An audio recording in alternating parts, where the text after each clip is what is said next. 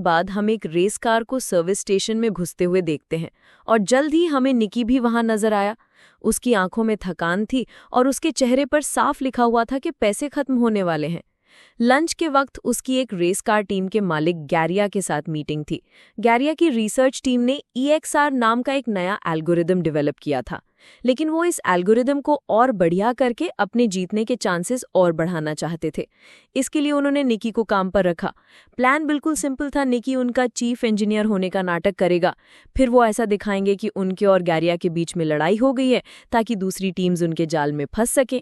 इसके बाद निकी फिर EXR का एक फेक वर्जन बेचेगा राइवल टीम को, और असली सिस्टम गैरिया की टीम इस्तेमाल करेगी, जिससे उनकी जीत पक्की हो जाएगी। डील के हिसाब से निकी को 1 मिलियन यूरोज मिलने वाले थे इस काम के लिए, और फेक सिस्टम बेचने से जो कमाई होगी वो भी उसकी। निकी ने इस काम को मजाक समझा। इतना सिंपल स्कैम तो वो नींद में भी कर सकता था, लेकिन गैरिया के बटलर को उस पर बिल्कुल भरोसा नहीं था। उसने सीधा निकी को धमकाते हुए कहा कि अगर कुछ भी गड़बड़ की ना तो गोली सीधी छाती में मारूंगा तेरी। निकी ने एक टक्सीडो पहना और शाम को एक पार्टी अटेंड करने के लिए निकल गया। उनका प्लान था भीड़ के बीच में अपना झगड़ा करना, पर उनका प्लान तो तभी बिखर गया जब जेस ने एंट्री मारी, एक लाल ड्रेस में सीढ़ियों से उतरते हुए, और वो सीधा जाकर गैरिया के गले लग गई। ये देखकर निकी का दिमाग घूम गया। उसने जेस को 3 साल से देखा ही नहीं था, और अब वो किसी और के साथ थी, और वो भी उस आदमी के साथ जिसने निकी को काम पर रखा है। जेस ने आराम से निकी के पास आकर कहा कि अब मैं कोई ठग नहीं हूं, और जो कुछ भी 3 साल पहले हुआ था अब उन बातों का कोई मतलब नहीं। उसने ये भी कहा कि गैरिया को निकी और उसके बीच के पुराने रिश्तों के बारे में कुछ नहीं पता, और कहा कि अगर ये बात दबी रहे तो ही बेहतर होगा। ये सुनकर निकी का खून खौल गया। उसने वोडका का ग्लास उठाया और एक ही बार में खाली कर दिया। पहले उसे लड़ने के लिए एक्टिंग करने की जरूरत थी, अब तो उसे वैसे ही खुंदक आ रही थी गैरिया पे, और उसने सबके सामने जबरदस्त झगड़ा किया। ये ड्रामा राइवल रेसिंग टीम को बहुत पसंद आया।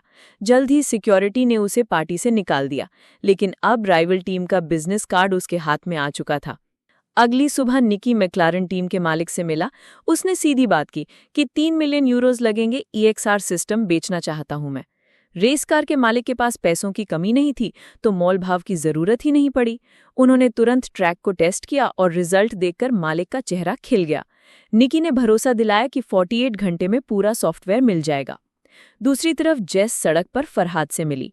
फरहाद को निकी ने भेजा था। उसने जेस को बताया कि 3 साल पहले निकी का चले जाना जरूरी था, उनके पास कोई चॉइस नहीं थी। उसने कहा कि निकी अब भी जेस से प्यार करता है। फरहाद ने एक बक्सा जेस को दिया जिसके अंदर वो ही नेकलेस था जो जेस को पसंद आया था। इस बात की कोई गारंटी नहीं थी कि वो असली है या नकली, लेकिन उस बात से फर्क नहीं पड़ता था। उस नेकलेस को देखकर जेस का मन पिघल गया। जेस के मुंह से तो ये निकला कि वो निकी पर भरोसा नहीं कर सकती, लेकिन उसकी आंखों में कुछ और ही लिखा था। वो अब भी उसके लिए कुछ तो महसूस करती थी। खैर, जल्द ही डील का दिन आया और निकी मैक्लारन टीम के मालिक को सॉफ्टवेयर दे गया। बदले में एक हट्टे-कट्टे इंसान ने उसके हाथ में 3 मिलियन यूरोज थमा दिए। लेकिन निकी का नेचर ही कुछ ऐसा था कि वो बिना रिस्क के काम नहीं करता। उसने उस सॉफ्टवेयर की एक-एक कॉपी चुपके से सभी रेसिंग टीम्स को बेच दी। हर एक हैंडशेक में नए यूरोज, जिससे हाथ मिलाया मिलियंस में पैसे ले लिए। जब तक रेस शुरू नहीं हुई, किसी को पता ही नहीं चला कि सभी के पास एक ही सिस्टम है। उस रात निकी ने भागने की जगह जेस को मैसेज की। अगर समय रहते वो आ गई तो वो दोनों साथ में भाग सकते हैं। निकी ने इंतजार किया पर कोई नहीं आया। आखिरी समय पर जब वो हार मान के निकलने लगा तो जेस आ गई। लेकिन अभी भागने का टाइम नहीं था, क्योंकि उसी वक्त वही हट्टा-कट्टा आदमी जिसने मैक्लारन टीम की तरफ से उसे 3 मिलियन यूरोज दिए थे, वो निकी के सामने आ गया। दरअसल वो गैरिया का आदमी था। अब वो सब कुछ सच पता कर चुका था कि निकी ने फेक नहीं बल्कि असली सॉफ्टवेयर बेचा है। उसे गैरिया के 1 मिलियन यूरोज के अंदर कोई इंटरेस्ट नहीं था। अब वो अपना पूरा गैर पहनकर निकी की कार से जानबूझकर टकरा गया। निकी और जेस एक घातक एक्सीडेंट के बाद पकड़े गए। उन दोनों को बांधने के बाद सारा कैश गैरिया के सामने रख दिया गया। निकी की इस हरकत से गैरिया बहुत गुस्से में था। उसने इस प्रोग्राम को बनाने में 40 मिलियन यूरोज लगाए थे और अब सारे के सारे बर्बाद हो चुके थे। सबसे बड़ी बात तो ये थी कि गैरिया समझ ही नहीं पाया कि निकी ने असली सॉफ्टवेयर कैसे चुरा लिया।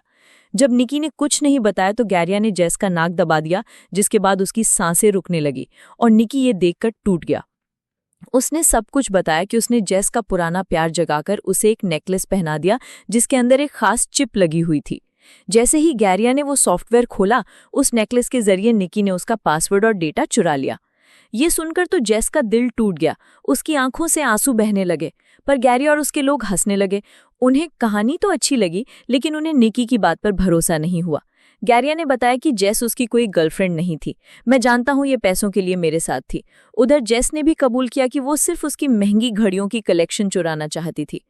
निकी इस बात से हैरान था कि जेस ने उसे जलाने के लिए गैरिया के साथ प्यार में होने का नाटक किया था। अब दोनों ही पकड़े गए थे। गैरिया ने ज्यादा वक्त नहीं लिया। उसने बुचर से पूछा कि निकी ने सॉफ्टवेयर कैसे चुराया।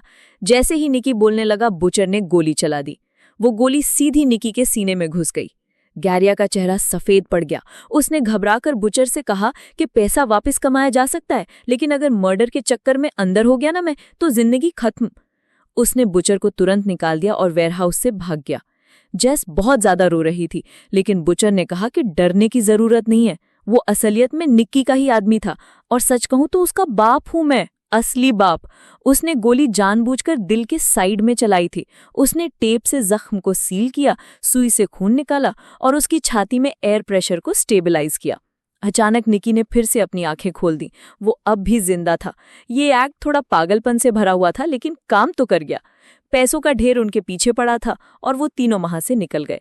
निकी दरअसल एक अनाथ था और उसे इसी बटलर ने पाला था। उसी ने निकी को ये सारी चोरी की स्किल सिखाई थी। रूल था कि कभी इमोशनल मत होना, लेकिन अब निकी सच में जेस से प्यार करने लगा था। बटलर ने दोनों को एक सड़क किनारे छोड़ा और सारे पैसे लेकर चला गया। निकी के हाथ कुछ भी नहीं आया, लेकिन हॉस्पिटल जाते हुए निकी ने गाड़ी में देखा कि गैरिया की 2 लाख यूरोज की घड़ी जेस के हाथ में थी। दोनों ने एक दूसरे को देखा और मुस्कुरा दिया। इस चालबाजी और हाथ की सफाई के साथ वो दुनिया के किसी भी कोने में भूखे तो नहीं मरेंगे। वीडियो पसंद आई तो लाइक कर देना, चैनल को सब्सक्राइब कर लेना। मिलते हैं अगली वीडियो।